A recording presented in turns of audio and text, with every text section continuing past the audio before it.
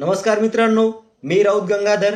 आज आपण पाहणार आहोत उमेद अभियानाअंतर्गत जे लोकोस नावाचं नवीन ॲप आलेलं आहे।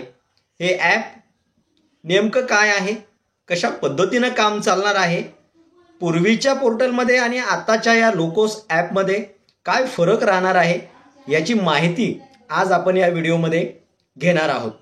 तत्पूर्वी मित्रांनो, नेहमीप्रमाणे एक विनंती, आपण जर चॅनलवरती नवीन असाल तर चॅनलला सबस्क्राइब करा, व्हिडिओ आवडला तर नक्की लाईक करा, शेअर करा आणि जास्तीत जास्त लोकांपर्यंत हा व्हिडिओ पोहोचवा।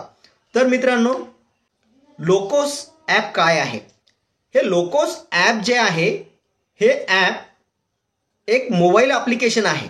या ॲपच्या माध्यमातून आपल्या देशामध्ये जो राष्ट्रीय ग्रामीण जीवन उन्नती अभियान, दीनदयाल उपाध्याय राष्ट्रीय ग्रामीण जीवन उन्नती अभियान, ही जी महिला बचत गटांची योजना आहे, ही जी महिला बचत गटांची एक चळवळ आहे, या संपूर्ण योजनेची माहिती संकलित केल्या जाणार आहे, संपूर्ण योजनेची माहिती एकत्रित केल्या जाणार आहे आणि देश पातळीवर सर्व समूहांना माहिती एकत्रित करून सर्व समूहांना या ॲपच्या माध्यमातून लाभ देण्यात येणार आहे।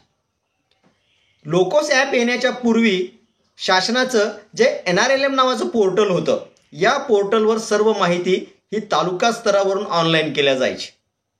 प्रत्येक राज्यामध्ये ही योजना वेगवेगळ्या नावानं राबवण्यात येते। आपल्या महाराष्ट्रामध्ये उमेद म्हणजेच महाराष्ट्र राज्य ग्रामीण जीवन उन्नती अभियान म्हणून राबवण्यात येतं। तर या लोकोस ॲपच्या माध्यमातून आता गाव स्तरावरून ही संपूर्ण माहिती पोर्टलवर ऑनलाईन करण्यात येणार आहे। ही संपूर्ण माहिती या ॲपच्या माध्यमातून ऑनलाईन करण्यात येणार आहे आणि समूहाची प्रोफाईल 100% अपडेट झाल्याच्या नंतर, ती व्हेरीफाय झाल्याच्या नंतर पोर्टलवर दिसणार आहे।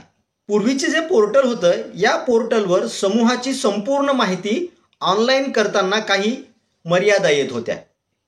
आपलं अभियान हे मुख्यतः धनव्यवहार आणि मनव्यवहार अशी जी दशसूत्री आहे, या दशसूत्रीवर चालतं। तर या दशसूत्रीचा फॉलोअप या ॲपच्या माध्यमातून होणार आहे।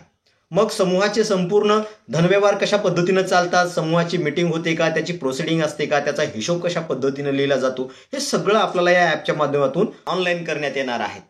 त्याच्यानंतर समूहाची जी प्रोफाईल आहे, गाव स्तरावर यापूर्वी समूह स्थापन व्हायचा, मग वर्धिनीच्या माध्यमातून, CRPच्या माध्यमातून हा समूह स्थापन झाल्याच्या नंतर त्या समूहाचं खातं बँकेत उघडल्याच्या नंतर तो ऑनलाईन करण्यात येत होता आणि तो समूह तालुका स्तरावर ऑपरेटर आणि MISच्या माध्यमातून हा समूह ऑनलाईन करण्यात येत होता।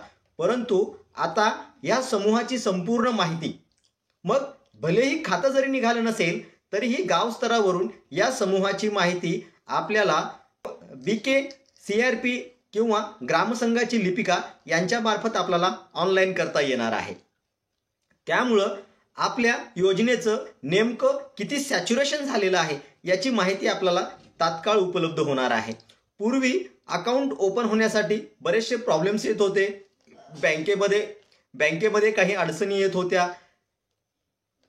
त्यामुळं हे समूह ऑनलाईन होण्यासाठी वेळ लागत होता। परंतु आता तो वेळ आपल्याला लागणार नाही। या ॲपच्या माध्यमातून हे सर्व समूह ऑनलाईन करण्यात येणार आहेत। या ॲपमध्ये समूहाचे चालणारे जे धनव्यवहार आहेत, या ॲपमध्ये हे पण आता ऑनलाईन करता येणार आहेत। मनव्यवहार आहेत, हे पण आता ऑनलाईन करता येणार आहेत। समूहाची संपूर्ण प्रोसिडिंग, समूहाचं रेकॉर्ड आपल्याला या ठिकाणी अपलोड करता येणार आहे। अशा पद्धतीचं हे ॲप असणार आहे।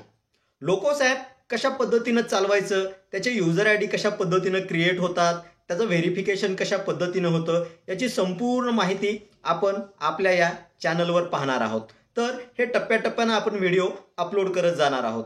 तुम्हाला कुठलाही प्रॉब्लेम आला तर आपल्या चॅनलला भेट द्या आणि कमेंट करून सांगा की सर आम्हाला या ठिकाणी प्रॉब्लेम आलेला आहे। तर या व्हिडिओमध्ये आपण एवढंच पाहणार आहोत। भेटूया पुढच्या व्हिडिओमध्ये लोकोसची आणखीन अद्ययावत आणि अपडेट माहिती घेऊन। या ठिकाणी थांबूया। परत एकदा विनंती आहे मित्रांनो, आपण जर चॅनलवरती नवीन असाल तर चॅनलला सबस्क्राइब करा, लाईक करा, शेअर करा, कमेंट करा, कारण या ठिकाणी माहिती मिळते खात्रीशीर पुराव्यासह। थँक्यू।